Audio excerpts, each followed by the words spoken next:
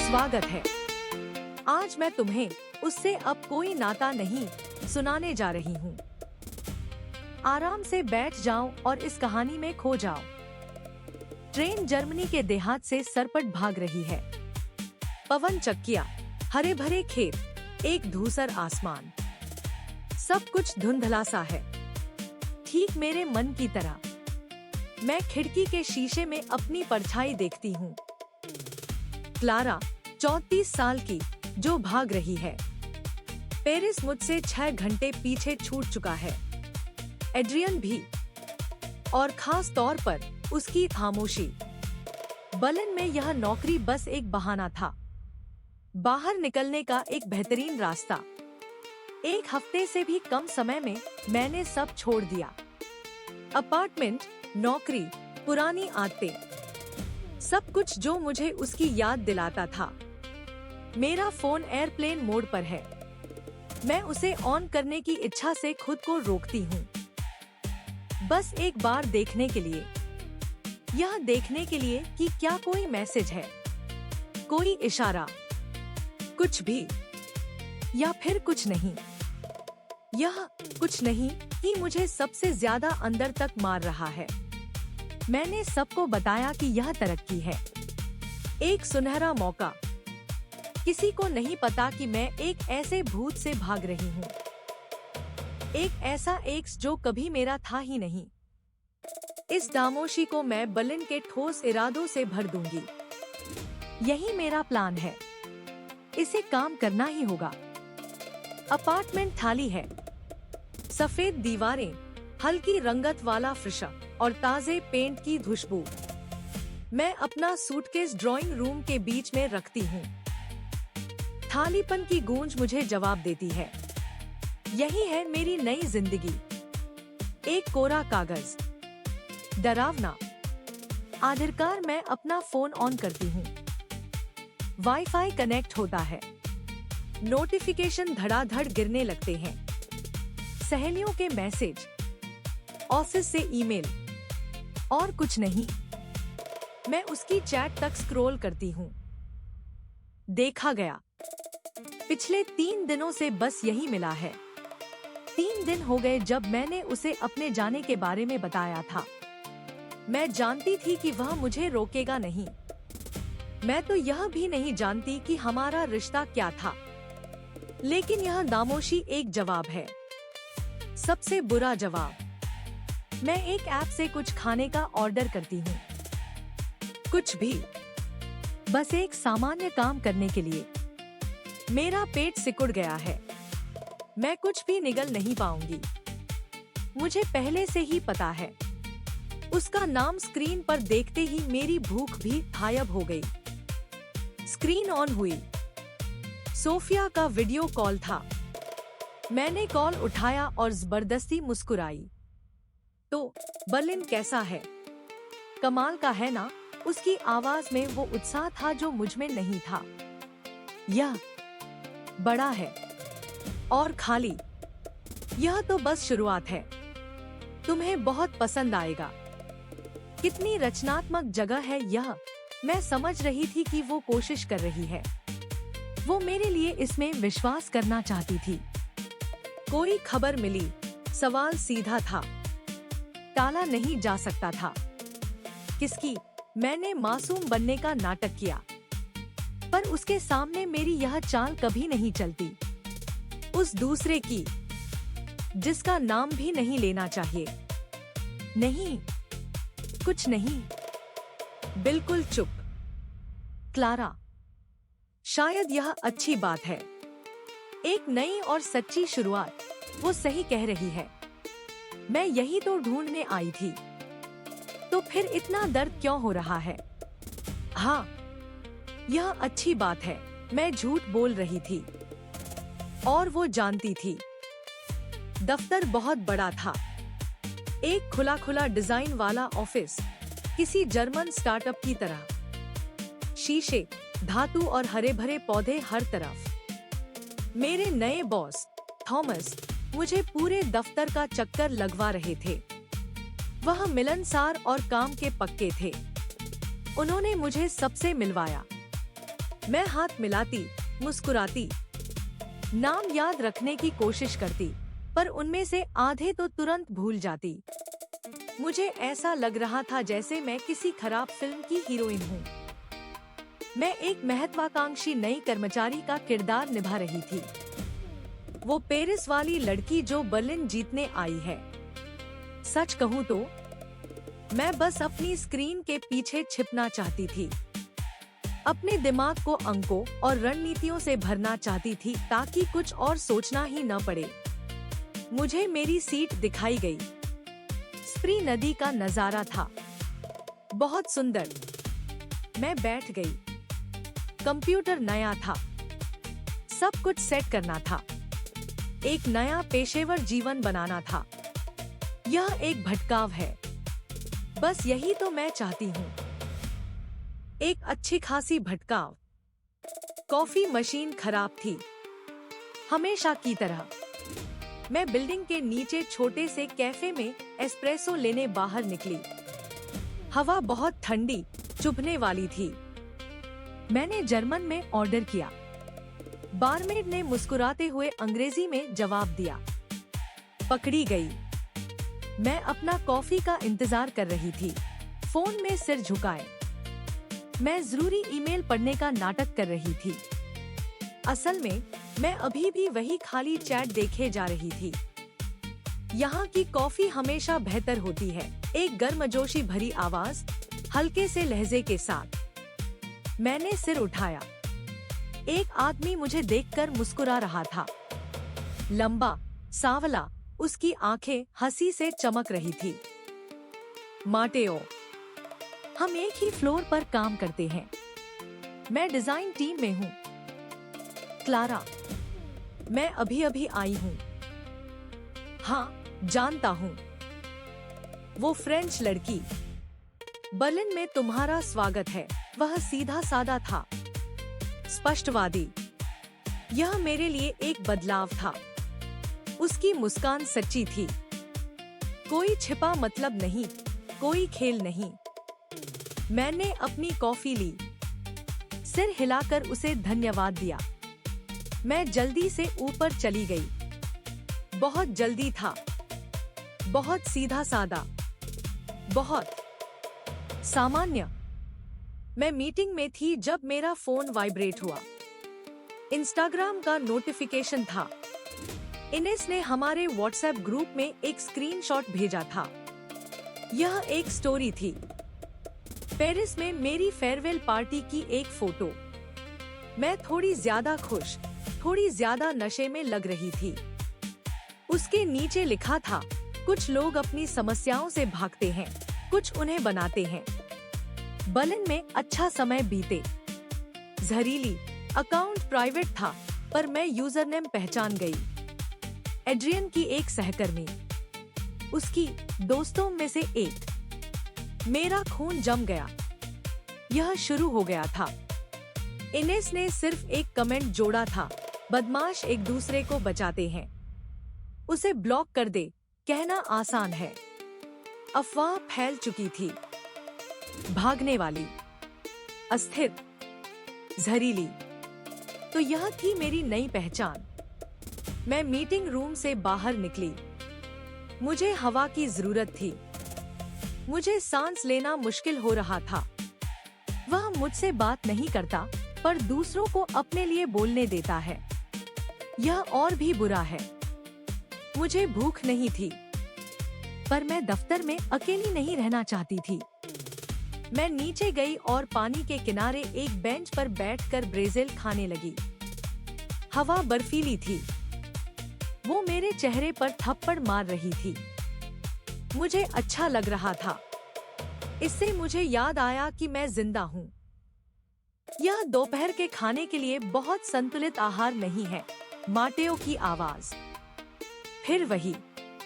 वह मेरी बगल में आकर बैठ गया, बिना पूछे। उसके हाथ में एक गत्ते के डिब्बे में सलाद थी। कभी कभी हमें इसकी जरूरत होती है, मैंने रूखेपन से जवाब दिया। उसे बुरा नहीं लगा। उसने समझदारी से सिर हिलाया। बुरा दिन था, बुरी शुरुआत, उसने और सवाल नहीं पूछे। हम खामोशी से खाते रहे। यह एक आरामदायक खामोशी थी, एड्रियन की खामोशी जैसी नहीं। यह खामोशी भरी हुई थी, खाली नहीं। बर्लिन शुरुआत में एक मुश्किल शहर है, उसने आखिर में कहा, पर यह तुम्हें अपना लेती है अगर तुम उसे ऐसा करने दो। मैंने उसे देखा। उसकी आंखों में एक तरह की मासूमियत थी, एक मासूमियत जो मुझे डरा रही थी। मुझे इसकी आदत नहीं रही थी। रात के 11:14 बजे थे। मैं अपने बिस्तर पर थी। मुझे नींद नहीं आ रही थी। मेरी रात की मेज पर मेरा फोन जगमगाया। एक नोटिफिकेशन। मेरा दिल धड़कना भूल गया। वो वही था, एड्रियन। एक हफ्ते की पूरी खामोशी के बाद, एक हफ्ता जब उसने अपने दोस्तों को मुझे ऑनलाइन बदनाम करने दिया। मैसेज छोटा था, बेरहम, मैं तुम्हारे बारे में कुछ बातें सुन रहा हूँ। यह सब क्या बकवास है? कोई नमस्ते नहीं, कोई कैसी हो नहीं, बस एक इल्जाम, गलती मुझ पर डालने की कोशिश। मैं एक साथ गुस्से में भी थी और राहत महसूस कर रही थी। यह भयानक था, इस बात की राहत कि वह अभी भी मेरे बारे में सोचता है, भले ही मुझे डांटने के लिए ही सही। नफरत उमड़ रही थी उसके खिलाफ, खासकर अपने खिलाफ, इस बेवकूफ निर्भरता के खिलाफ। मैं उसे अनदेखा कर सकती थी, उसे ब्लॉक कर सकती थी। यही समझदारी भरा कदम होता। मेरी उंगलियां पहले ही जवाब टाइप कर रही थी। मेरा खुद पर कोई नियंत्रण नहीं था। मेरा जवाब भी उसके मैसेज जैसा ही रूखा था। यह बखेड़ा, कहीं यह तुम्हारे दोस्त ही तो नहीं जो मुझे सोशल मीडिया पर परेशान कर रहे हैं? भेज दिया। अब पीछे हटने का कोई रास्ता नहीं था। जवाब 10 सेकंड से भी कम समय में आ गया। वह इंतजार ही कर रहा था। वे मेरे लिए परेशान है। तुम बिना कुछ बताए ऐसे चली गई जैसे कोई चोरनी हो, एक चोरनी। मैं हंस पड़ी, एक ऐसी हंसी जिसमें कोई खुशी नहीं थी, जिससे मेरा गला दुखने लगा। मैंने उसे सब कुछ बताया था, मेरा जाना, मेरे कारण। उसने बस सुना नहीं या सुनने का नाटक किया। मैंने तुम्हें सब बताया था, एड्रियन। तुमने बस खामोशी चुनी। यह ज्यादा आसान था। आसान? तुमने मेरी जिंदगी मुश्किल कर दी है, क्लारा। तुम चली गई, अब भुगतो। मैं उससे नफरत करती हूँ।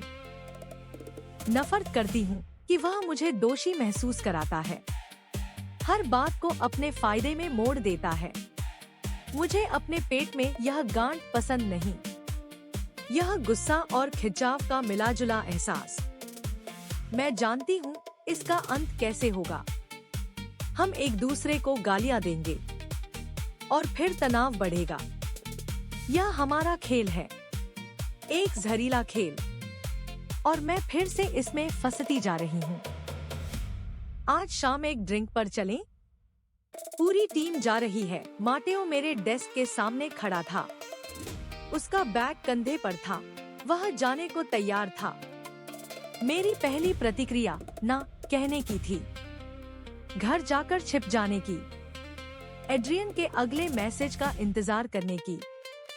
और फिर मैंने खुद से कहा, नहीं, एड्रियन को नहीं, अकेलेपन को नहीं, इस बेकार के खेल को नहीं।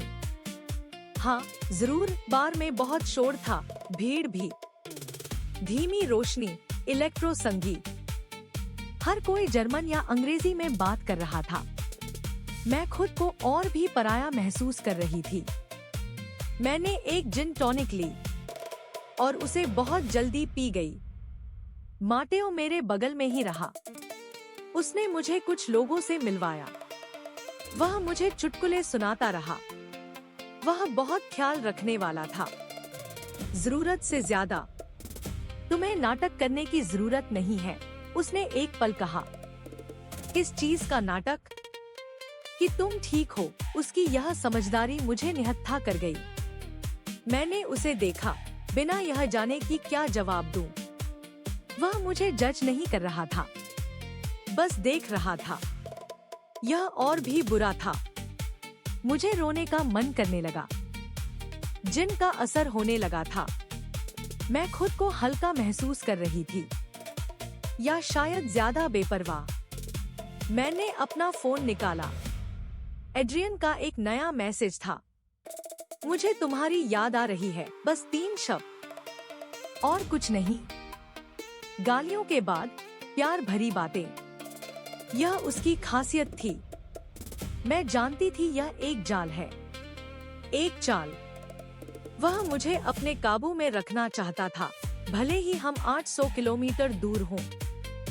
मैं उससे नफरत करती हूँ कि उसे ठीक ठीक पता होता है क्या कहना है और कब कहना है। माटेओ ने मुझे अपनी स्क्रीन देखते हुए देखा। उसने कुछ नहीं कहा।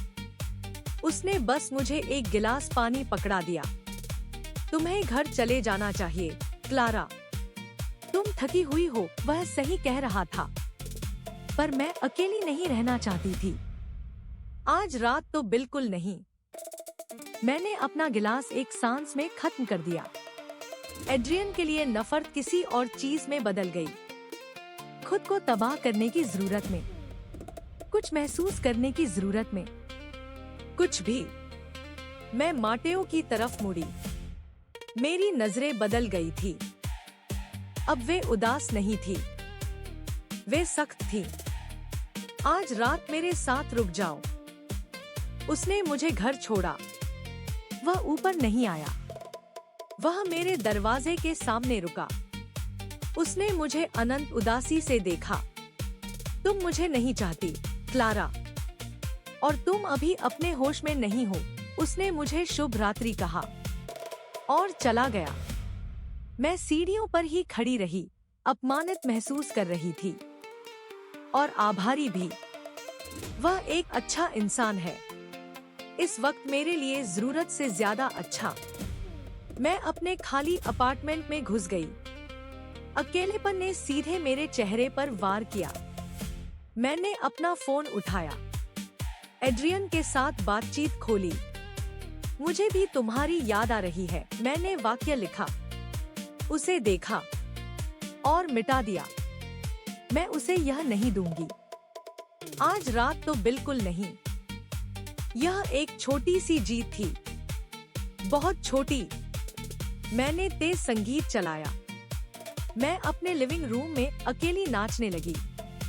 गुस्सा, शराब, वासना और शर्म को बाहर निकालने के लिए मैं थककर चूर होने तक नाचती रही, जब तक कि मैं कुछ भी सोचने में असमर्थ न हो गई।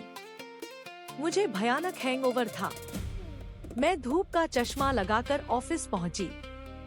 मुझे उम्मीद थी कि कोई मुझसे बात नहीं करेगा। माटेओ पहले से ही अपनी जगह पर था। जब मैं गुजरी तो उसने सिर उठाया। उसने मुझे एक छोटी सी मुस्कान दी, बिना किसी परख के। मैंने अपनी नजरें झुका ली। मुझे बहुत शर्म आ रही थी। मैं अपने काम में डूब गई। Excel sheet, PowerPoint presentation, बस संख्याएं और कुछ नहीं।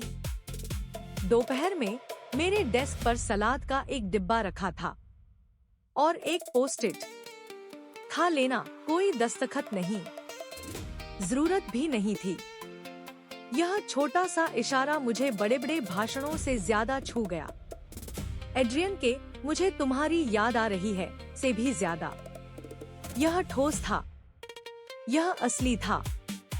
कोई था जो मेरा ख्याल रख रहा था बिना कुछ मांगे, और यह मुझे डरा रहा था। मैंने सलाद खाया। हर निवाले में अपराध बोध का स्वाद था। मैं इस दयालुता की हकदार नहीं थी।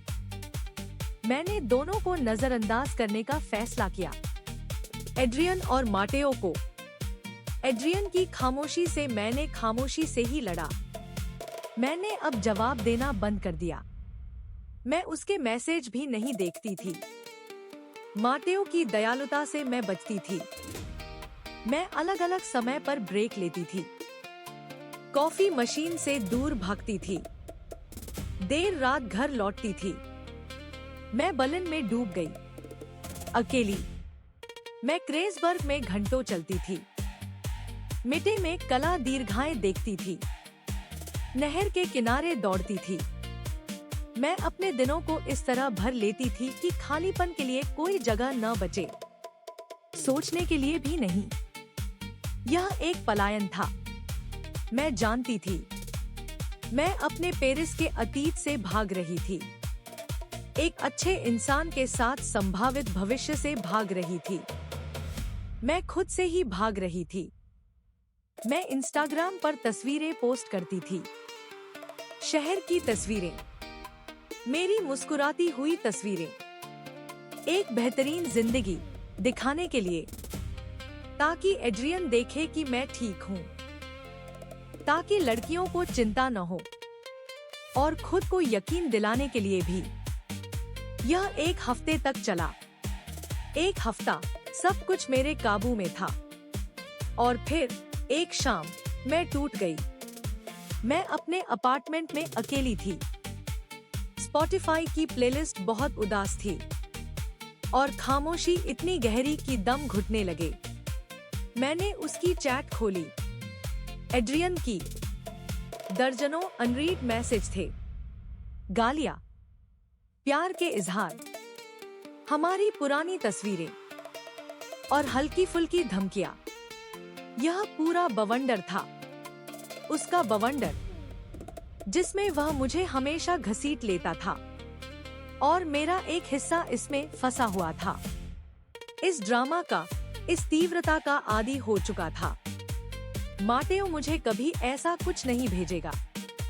वह तो अपने बिल्ली की तस्वीर भेजता, या किसी दिलचस्प आर्टिकल का लिंक। यही तो समस्या थी। शांति मुझे डराती थी। मुझे तो झगड़ों की, बर्बाद कर देने वाले जुनून की आदत पड़ गई थी। मैंने जवाब देना शुरू किया, एक वाकया, बस देखने के लिए। रुक जाओ, एड्रियन। यह कमजोर था, मैं जानती थी। यह एक बुलावा था, अंत नहीं। अगले दिन मैं उससे और भी ज्यादा बचती रही। मुझे अंदर से अजीब सा लग रहा था, जैसे मैं गंदी हो गई हूँ। लेकिन उसने मुझे लिफ्ट से निकलते ही रोक लिया। क्लारा, रुको। मैं भाग नहीं सकती थी। हम आमने सामने खड़े थे। मैं तुम्हें असहज नहीं करना चाहता, उसने शुरू किया। मैं बस पूछना चाहता था कि तुम ठीक हो। हाँ, मैं ठीक हूँ, मैंने झूठ कहा। नहीं, तुम ठीक नहीं हो, और यह कोई बड़ी बात नहीं है। तुम्हें बुरा महसूस करने का पूरा हक है। उसने मुझे छुआ नहीं। उसने एक सम्मानजनक दूरी बनाए रखी, लेकिन उसकी नजरें पास थी, बहुत पास। मुझे नहीं पता कि यहाँ आने से पहले तुमने क्या क्या झेला है, और यह मेरा काम भी नहीं है। लेकिन अगर तुम्हें किसी ऐसे व्यक्ति से बात करनी है जो तुम्हें जज नहीं करेगा, तो मैं यहाँ हूँ। उसने मुझे एक विजिटिंग कार्ड दिया। उसके पीछे उसका पर्सनल नंबर लिखा था। कोई दबाव नहीं है। सच में। वह मुस्कुराया और चला गया, मुझे गलियारे में अकेला छोड़कर, हाथ में उस छोटे से कार्ड के साथ। एक सहारा या एक बोझ, मुझे अभी नहीं पता था। माटेओ का कार्ड मेरी जेब में था। मैं पूरे दिन उसे अपनी उंगलियों से छूती रही। एड्रियन ने अपनी तंग करने की आदत जारी रखी।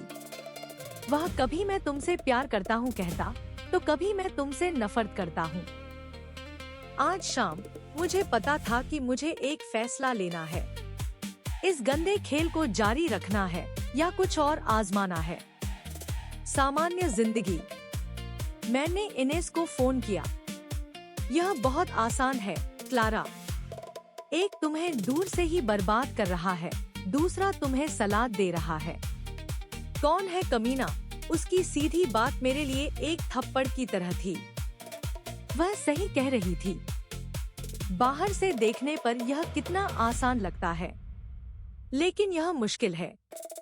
नहीं, तुम इसे मुश्किल बना रही हो। तुम्हें ड्रामा पसंद है। तुम्हें बस यह तय करना है कि तुम अपनी घटिया कहानी की मुख्य किरदार बनी रहना चाहती हो या एक सामान्य जिंदगी जीना चाहती हो। मुझे नहीं पता कि सामान्य जिंदगी कैसे जीते हैं। तुम पहले वाले को ब्लॉक करने से शुरू करो और दूसरे वाले को एक एसएमएस भेजो, बस सलाद के लिए धन्यवाद। बस इतना ही। एक एक कदम उठाओ। मैं 1 घंटे तक फोन हाथ में लिए बैठी रही। मेरी उंगली एड्रियन के नाम के ऊपर थी। इस कॉन्टैक्ट को ब्लॉक करें। विकल्प सामने था। कितना आसान, कितना पक्का। मुझे डर लग रहा था। खालीपन का डर, उस आखिरी रिश्ते को तोड़ने का डर, भले ही वह जहरीला था। मैं अपने अतीत के बारे में सोचती रही, उन सभी बार के बारे में जब मैंने उसे वापस आने दिया था, उन सभी खामोश अपमानों के बारे में। मैंने उस इंस्टाग्राम स्टोरी के बारे में सोचा, उस शाम के बारे में। मैंने भागने के बारे में सोचा। मैं बर्लिन क्यों आई थी? पेरिस की अपनी समस्याओं को यहाँ लाने के लिए नहीं। मैंने आंखें बंद की और दबा दिया। एड्रियन ब्लॉक हो गया है। मुझे कुछ महसूस नहीं हुआ। कोई राहत नहीं, कोई उदासी नहीं, बस खालीपन। यह डरावना था। फिर मैंने माटेओ का कार्ड निकाला। मैंने उसका नंबर सेव किया। मैंने मैसेज लिखा, सलाद के लिए धन्यवाद, खुश स्माइली। बस इतना ही। जैसा इनेस ने कहा था, एक कदम। मैंने एक कदम उठाया था। माटेओ का जवाब लगभग तुरंत आ गया। कोई बात नहीं। इस वीकेंड कुछ और अच्छा खाने का मन है? मुझे एक शानदार वियतनामी रेस्टोरेंट पता है। यह सीधा सादा था, साफ। एक बुलावा, कोई खेल नहीं। मेरा दिल थोड़ा और तेज धड़कने लगा। डर से या उत्साह से, मुझे नहीं पता। मैंने खिड़की से बाहर देखा। रात का बर्लिन, हजारों रोशनियां, हजारों जिंदगियां। मैं एक नई शुरुआत कर सकती थी यहीं, अभी। मैं अब वह लड़की नहीं थी जो ऐसे मैसेज का इंतजार करती है जो कभी नहीं आता। मैं अब वह लड़की नहीं थी जो भागती है। मैं वह लड़की थी जिसने अपने एक्सभूत को ब्लॉक कर दिया था और जिसकी डेट थी उस आदमी के साथ जो उसे सलाद खिलाता है। यह एक शुरुआत थी। शायद मुझे बस इसी की जरूरत थी। मैं मुस्कुराई, एक सच्ची मुस्कान। बहुत समय बाद पहली बार मैंने जवाब दिया, हाँ जरूर। वियतनामी रेस्टोरेंट छोटा था पर बहुत ही प्यारा। वहाँ से लेमन ग्रास और धनिया की खुशबू आ रही थी। माटेओ पहले से ही वहाँ था। वह खिड़की के पास एक टेबल पर मेरा इंतजार कर रहा था। वह ऑफिस के बाहर और भी ज्यादा हैंडसम लग रहा था। उसने एक साधारण सफेद टी शर्ट पहनी थी जो उसकी सांवली रंगत पर बहुत अच्छी लग रही थी। हमने हर चीज के बारे में बात की। बर्लिन के बारे में, हमारी नौकरियों के बारे में, हमारी यात्राओं के बारे में, हमारे परिवारों के बारे में। यह आसान था, सहज। वह सच में मेरी बात सुन रहा था। उसमें दिलचस्पी ले रहा था। वह अपनी तारीफ करने के लिए अपनी बातें नहीं कर रहा था। वह मुझे तैयार जुमलों से रिझाने की कोशिश नहीं कर रहा था। वह बस वहाँ था, मौजूद। मैं खुद को हंसते हुए पाई और आराम करते हुए। एक पल के लिए मैं पेरिस को भूल गई, एड्रियन को भूल गई, शर्म को भूल गई। मुझे बस अच्छा महसूस हो रहा था यहाँ उसके साथ। खाने के अंत में उसने टेबल पर अपना हाथ मेरे हाथ पर रखा। उसका स्पर्श गर्म था, मजबूत। मुझे खुशी है कि तुमने हाँ कहा, क्लारा। वह मुझे घर छोड़ने आया। हम धीरे धीरे नॉय कॉलन की गलियों में चल रहे थे। हवा ताजी थी। मैं अच्छा महसूस कर रही थी। शांत। मेरे दरवाजे के सामने एक खामोशी थी, पर यह डराने वाली खामोशी नहीं थी। यह एक उम्मीद से भरी खामोशी थी, जैसे हवा में कुछ खास घुला हो। वह करीब आया, धीरे से। उसने मुझे पीछे हटने का मौका दिया, पर मैं नहीं हटी। उसने एक हाथ मेरे गाल पर रखा। उसका अंगूठा मेरी त्वचा सहला रहा था। क्लारा, उसने अपनी बात पूरी नहीं की। उसे जरूरत भी नहीं थी। वह झुका और उसने मुझे चुमा। यह एड्रियन के साथ वाले जुनूनी, हावी होने वाले चुंबन जैसा नहीं था। यह एक कोमल चुंबन था, गहरा। एक ऐसा चुंबन जो कुछ मांग रहा था, ले नहीं रहा था। मैंने उसके चुंबन का जवाब दिया। मैंने आंखें बंद कर ली। पहली बार मैं और किसी चीज के बारे में नहीं सोच रही थी, बस उसके होठों को अपने होठों पर महसूस कर रही थी, उसके हाथ की गर्मी को। तो यही है, यही तो होना चाहिए था। वह वहीं रुका रहा। हमने प्यार नहीं किया। हम बस मेरे बिस्तर पर लेटे रहे, कपड़े पहने हुए। घंटों बातें करते रहे। उसने मुझे मैड्रिड और पेरिस के बीच बीता अपना बचपन बताया। आर्किटेक्ट बनने के अपने सपने, अपनी प्रेम कहानियों की नाकामयाबी। सीधी सादी, दुखद, सामान्य। मैंने अपने बारे में ज्यादा बात नहीं की थी, अभी तक नहीं। पर उसने जोर नहीं दिया। मैं उसकी बाहों में सो गई, सुरक्षित महसूस करते हुए। एक ऐसा एहसास जो मैंने सालों से नहीं किया था। मैं आधी रात को जागी। वह सो रहा था। उसकी सांसें शांत और नियमित थी। मैंने उसे देखा। उसका चेहरा शांत था। उसमें कोई अंधेरा नहीं था, कोई छल नहीं था। मैंने अपना फोन उठाया। एक पुरानी आदत। मैं इंस्टाग्राम पर गई और मैंने देखा एक नई स्टोरी, एड्रियन की एक और दोस्त की। हमारी एक पुरानी तस्वीर, खुशहाल, एक कैप्शन के साथ, कुछ रिश्ते कभी नहीं टूटते। वह उसे वापस लेने आ रहा है। मेरा खून जम गया। वह वापस आ रहा है। उसने मुझे ब्लॉक नहीं किया था। उसने मुझसे संपर्क करने का दूसरा तरीका ढूंढ लिया था। अफवाहों के जरिए, सामाजिक दबाव के जरिए। वह मेरी जिंदगी बर्बाद करना चाहता है। मेरे इस नए मौके को खराब करना चाहता है। मैंने माटेओ को सोते हुए देखा। वह एक शुद्ध चीज का वादा था, एक सादगी भरी चीज का। पर मैं दूषित हो चुकी हूँ। एड्रियन का जहर अब भी मुझ में है। अगर मैं उसके साथ रही तो मैं उसे भी दूषित कर दूंगी। मैं यह ड्रामा, यह अंधेरा उसकी जिंदगी में ले आऊंगी और वह यह सब बर्दाश्त नहीं कर सकता।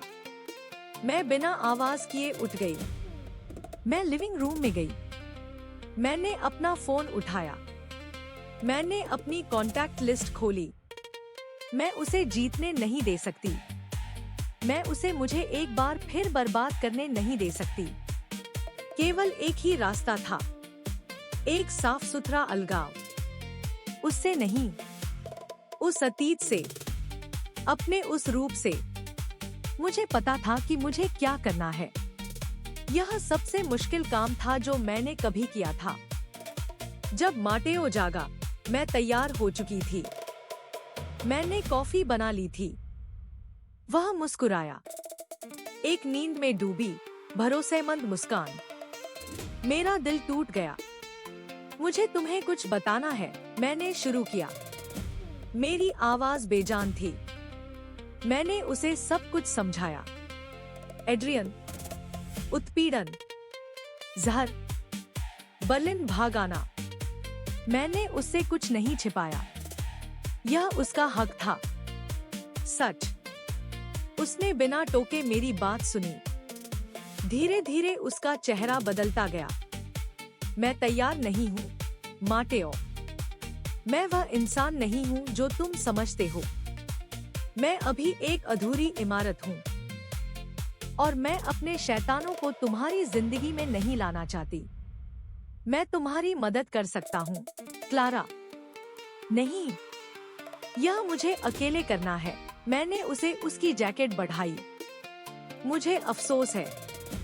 सच में, उसने मुझे आखिरी बार देखा। उसकी आंखों में असमंजस था और दर्द भी। उसने कुछ नहीं कहा। उसने अपनी जैकेट ली और चला गया। मैंने उसके पीछे दरवाजा बंद कर दिया। यह खत्म हो गया था। इस बार सच में खत्म। मैं वहीं खड़ी रही, अपने लिविंग रूम के बीचों बीच। खामोशी कान फाड़ रही थी। मैंने सही फैसला लिया था। एक समझदार फैसला, एक जिम्मेदार फैसला। तो फिर इतना दर्द क्यों हो रहा था? मैंने अपना फोन उठाया। मैंने अपने सभी सोशल मीडिया अकाउंट डिलीट कर दिए। इंस्टाग्राम, फेसबुक, सब कुछ। कोई और रास्ता नहीं, कोई और निशाना नहीं। मैं बाहर निकली। मैं एक फोन की दुकान तक चलकर गई। मैंने एक नया नंबर लिया, एक नई सिम कार्ड। किसी के पास यह नंबर नहीं होगा, सिवाय लड़कियों के और मेरी माँ के। मैं वापस आई। मैंने नई सिम अपने फोन में डाली। वह दोबारा चालू हुआ। एक कोरा पन्ना। सच में, इस बार मैं अपने सोफे पर बैठ गई। मैंने अपनी खाली स्क्रीन देखी। मैं जीत गई थी। मैंने सारे पुल जला दिए थे। वह अब मुझ तक नहीं पहुंच सकता था। तो फिर मैं इतनी अकेली क्यों महसूस कर रही थी? क्या आजादी अकेलेपन का ही दूसरा नाम है? तो कहानी यहीं खत्म होती है। अगर तुम्हें यह पसंद आई तो चैनल को सब्सक्राइब करना मत भूलना ताकि अगली कहानियाँ छूट न जाए।